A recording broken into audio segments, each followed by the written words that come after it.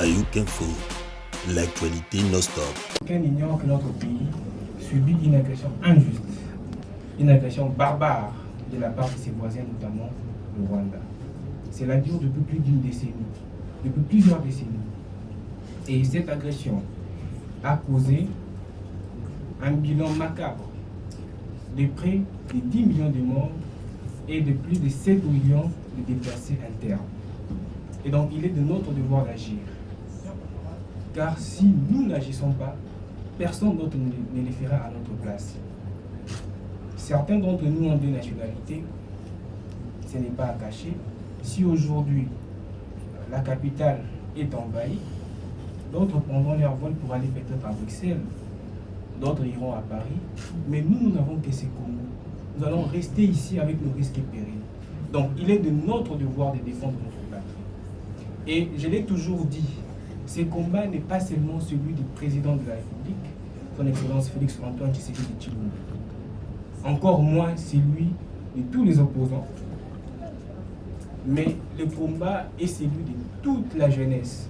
Puisque dans 10 ans, 20 ans, ils ne seront plus là. C'est nous qui serons appelés à prendre les choses en main.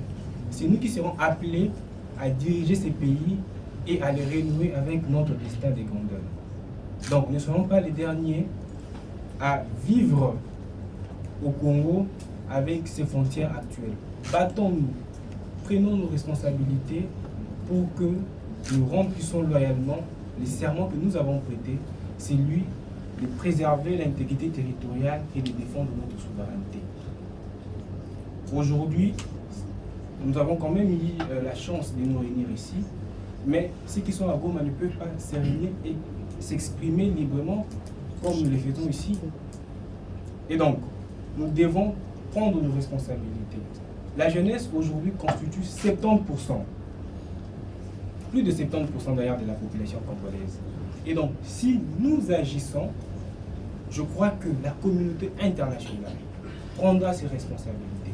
Les autorités prendront leurs responsabilités. Et nous allons bouter dehors l'ennemi. Je crois que tout a été déjà dit. Nous avons prévu une déclaration commune que nous allons relayer dans tous les médias, aussi bien locaux qu'internationaux, pour que la voix des victimes, parce que nous qui sommes ici, nous portons la voix des victimes de cette guerre injuste qui dure depuis plusieurs décennies. Et donc il est de notre devoir de faire entendre cette voix pour que ces gens-là, pour que nos compatriotes, pour que nos frères et sœurs obtiennent bien évidemment réparation et justice. Je vais passer à la lecture du projet de déclaration que bien évidemment nous allons soumettre à l'Assemblée pour que chacun bien évidemment apporte ses contributions. Mais bien avant, on va accorder la parole à chacun pour donner ses idées, pour avoir une discussion de choc, pour qu'ensemble nous puissions déboucher à des résolutions, pour que nous puissions établir une ligne d'action que nous allons mener en tant que jeunes pour barrer la route à ces plans bien évidemment machiavéliques qui visent à balkaniser notre pays. Merci encore une fois de plus d'être venu. Je crois que je reviendrai encore pour d'autres détails. Pour que la République trouve, notamment par le plan mis en place par le président de la République. Membres du collectif Sauvons le Congo COSACO en cible, réunis en assemblée générale extraordinaire ce mardi 25 février 2025 au centre d'études pour l'action sociale, CEPAS en sigle, consacré à la mobilisation générale contre la guerre d'agression qui nous est imposée par le Rwanda et ses alliés et ses supplétifs de la coalition AFC M23, suivons avec une attention particulière les actes de pillage, les violences sexuelles, l'enrôlement forcé de jeunes et les exécutions sommaires indignement commis par les forces d'occupation AFC RDF M23 sous l'impulsion du régime sanguinaire de M. Paul Kagame.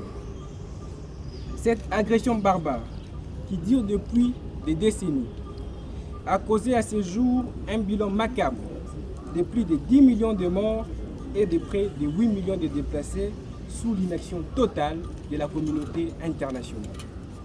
Nul n'ignore que le problème de nos agresseurs n'est ni les Congolais, ni leurs dirigeants, ni même le FDLR, leur éternel alibi, mais plutôt nos terres. Nos terres fertiles et riches en matières premières, véritable enjeu à l'origine des velléités expansionnistes de nos ennemis visant à balkaniser notre pays afin de s'accaparer éternellement de nos ressources.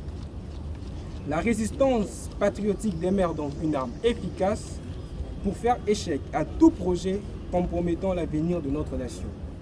Nous appelons à cet effet à une mobilisation générale qui transcende nos divergences d'opinion autour du commandant suprême dans cette lutte noble pour la défense de la patrie.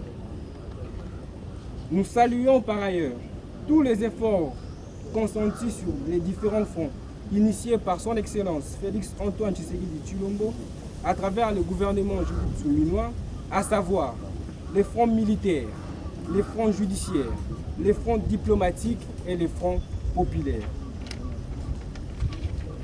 Aujourd'hui, le Rwanda se retrouve inquiété comme jamais auparavant devant plusieurs juridictions internationales, notamment devant la Cour africaine des droits de l'homme et du peuple, où le procès a débuté depuis le 12 février courant sur les violations massives des droits de l'homme commises par ces derniers. À ce propos, nous encourageons le vice-ministre de la Justice chargé du contentieux international, son Excellence Samuel Mbemba Kabouya, à demeurer ferme dans son engagement patriotique et exemplaire dans le front judiciaire, sous l'impulsion du magistrat suprême, car cela nous inspire.